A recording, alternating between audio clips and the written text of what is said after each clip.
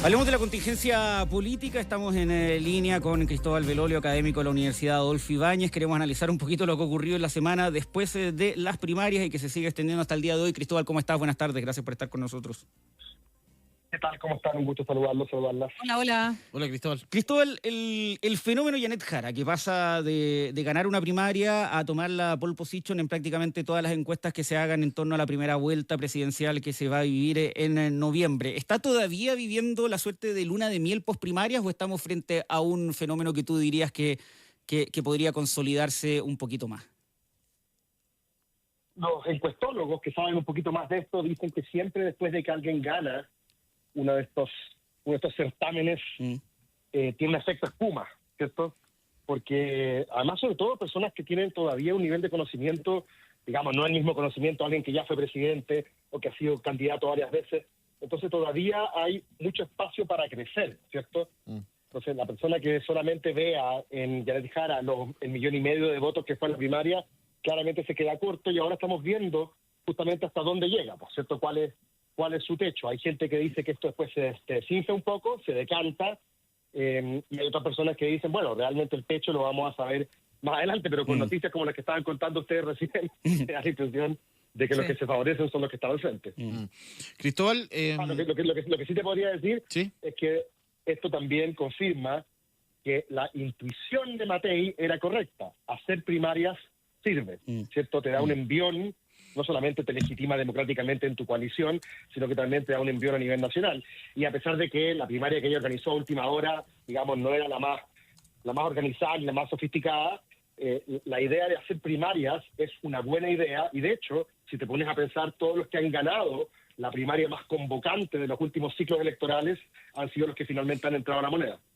Cristóbal, ¿cuánto pesa para Janet Jara la mochila del Partido Comunista hoy día?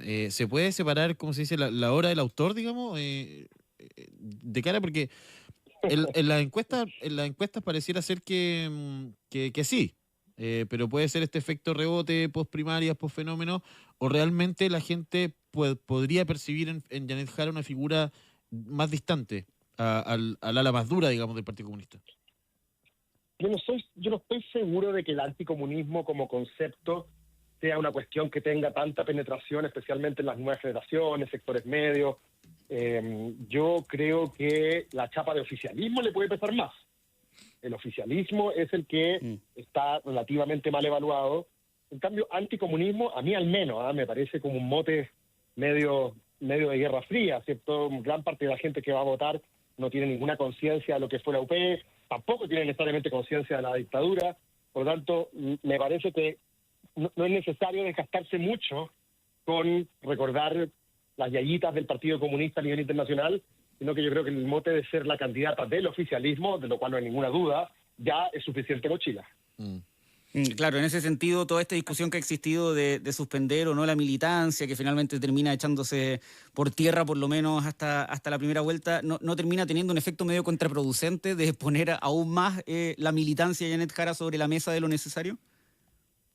Pudo ser, pues hay que darle gracias a Daniel Jadwe, que como siempre está aquí a la orden del día para arruinar la fiesta de los otros, porque quizás si esto hubiese tenido otro diseño, ¿cierto?, habría resultado distinto. Elwin, Piñera, no son pocos los que han hecho este gesto como para decir, si soy presidente, seré presidente de todos los chilenos, y mi suspensión de la militancia no tiene que ver con esconder algo, sino que tiene que ver justamente con dar esa señal de que pertenezco a una coalición mucho mayor, ¿cierto? Eso ya no se logró. Ahora, es interesante lo que dices tú, porque cada vez que Lautaro Carmona o el partido en general la llamó al orden durante la primaria, durante la campaña, ella hizo un contrapunto.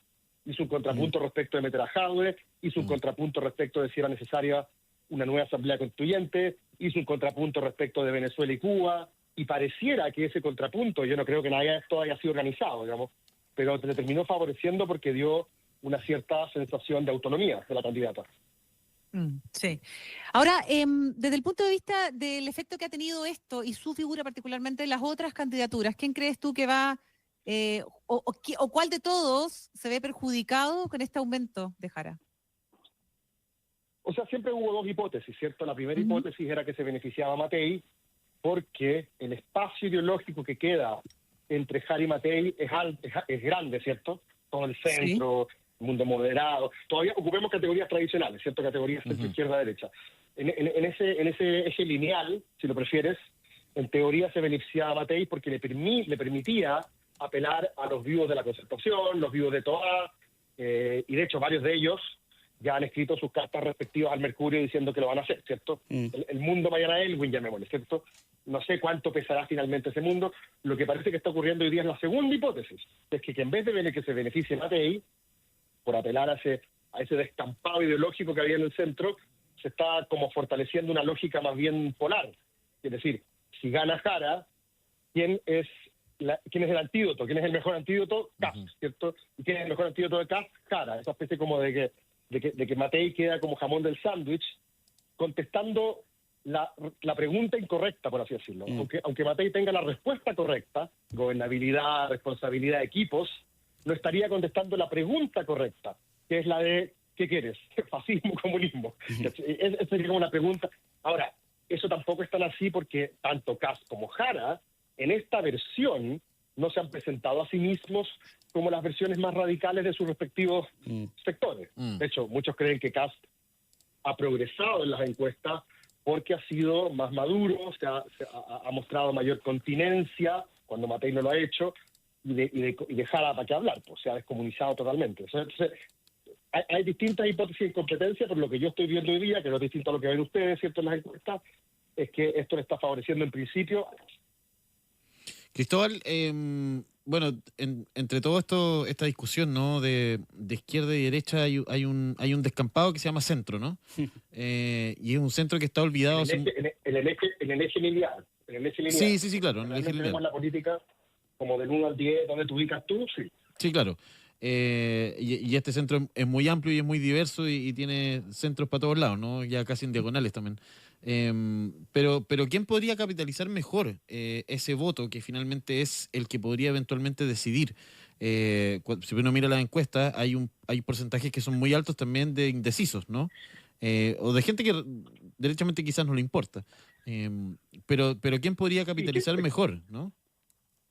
Es que por eso te decía que en el eje lineal, al que estamos acostumbrados los politólogos a pensar, hay esta especie de descampado ideológico en el centro donde faltaría que alguien le hable a ese votante. Ya llámale votante medio, llámale votante moderado, a no ocupar el concepto de centro que también tiene sus complicaciones, ¿cierto? Hay gente que dice que eso no existe, que es un habitante mitológico, pero no existe. Bueno, para evitar eso, yo creo que es interesante, por así decirlo, sobreponer al eje izquierda-derecha un eje que no es tan ideológico, que es un eje sociocultural, que es donde Jara ha sido especialmente aceptada, creo yo.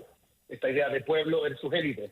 ¿A qué extracto sociocultural tú representas?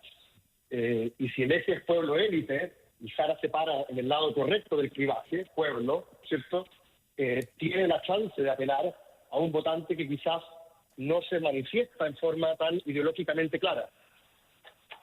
Ahora, Cristóbal, tú sigues viendo que a propósito de lo que hablábamos de que a Jara le puede perjudicar ser la, comillas, candidata del oficialismo que la oposición mantiene, como es la tradición además en todo el mundo, o sea, la oposición de izquierda a derecha, la principal posibilidad de ganar o todas las de ganar en estas elecciones? Exacto. Claro, bueno, el ciclo oposicionista, salvo en Latinoamérica se ha dado en forma consistente, salvo México y, bueno, El Salvador. No cuento Venezuela porque en Venezuela perdió, solo que hizo trampa. Pero lo que me parece interesante, si yo fuese Jara, digamos, no es solamente pensar en ese votante medio que está ubicado en este espacio supuestamente moderado, donde te gustan ciertas cositas de un lado y ciertas de otro. Estaba pensando en el votante que últimamente los politólogos llaman el votante no habitual o el votante retraído, es decir, el votante que no estaba votando hasta que lo obligamos a hacerlo. Como tú sabes, en 2022 metimos cerca de 4 o 5 millones de votantes, no voy a decir a la mala, digamos, pero era gente que no participaba de esta conversación, por lo tanto, no está muy socializado en estos códigos políticos, y según estos estudios preliminares que tenemos en Chile, mayoritariamente, abrumadoramente votaron rechazo. Entonces la pregunta es, ¿votaron rechazo por qué? ¿Votaron rechazo porque sean, no sé, su ADN ideológico es de derecha? Parece que no tanto, porque después también votaron en contra de la segunda. ¿O es que un votante anti-establishment, básicamente, que detesta la clase política? y que detesta a la élite también. El estallido social Sí. pudo haber envejecido muy mal, pero si hay algo que no desapareció, sino que se transformó, fue ese ethos anti-élite, anti-establishment que representaba el estallido. Entonces hay que ver cómo Jara también podría conectar con ese votante que ha sido súper crítico del gobierno. Cristóbal, antes de despedirte, ¿Chile es un país polarizado o no? Porque es una discusión que se ha dado hace rato se viene diciendo y se habla con mucha soltura de esta polarización de la sociedad en general, no solamente en la política, ¿no? Y viendo hoy día los resultados de una elección primaria que también es muy atípica, digamos, porque tiene un montón de factores que podrían modificar esos resultados, como por ejemplo el voto obligatorio y el voto voluntario. Pero ¿consideras tú que Chile es un país polarizado? ¿O que estamos en un momento de polarización? Lo que muestran los números, aquí hay que mirar la gente que hace estudios empíricos, ¿cierto? Yo como teórico político lo que hago es mirar lo que hacen los que saben acá, y los que saben dicen que usualmente en países como Chile, lo que ya pasa en Estados Unidos, la polarización comienza a nivel de élites, pero después de alguna manera permea hacia abajo. Y que la politización no es principalmente ideológica, sino que afectiva. No es que estemos más lejos que ayer en términos de política pública, de lo que tú piensas respecto del aborto, o del matrimonio igualitario, o de, no sé, el impuesto progresivo. Estamos más lejos en el sentido de que yo siento que ya no tengo nada en común con el tipo que está al frente, que lo detesto moralmente, que lo encuentro intelectualmente, además, ¿cierto?, no apto, y por lo tanto que él gane es una especie de afrenta para mí. Esa polarización afectiva, cuanto yo detesto al que está al frente, es algo que se ha venido dando en otros países y que, dicen estos estudios, también se estaría replicando en Chile. Ya hay algunos estudios que lo muestran respecto del apruebo rechazo. O sea, de la mala percepción que tenía moralmente la gente que votaba apruebo respecto de la que votaba rechazo y viceversa. Cristóbal Belolio, académico de la Universidad Adolfo Ibáñez, te queremos agradecer estos minutos para conversar aquí con nosotros en Radio Infinita, que sea un buen resto de lunes.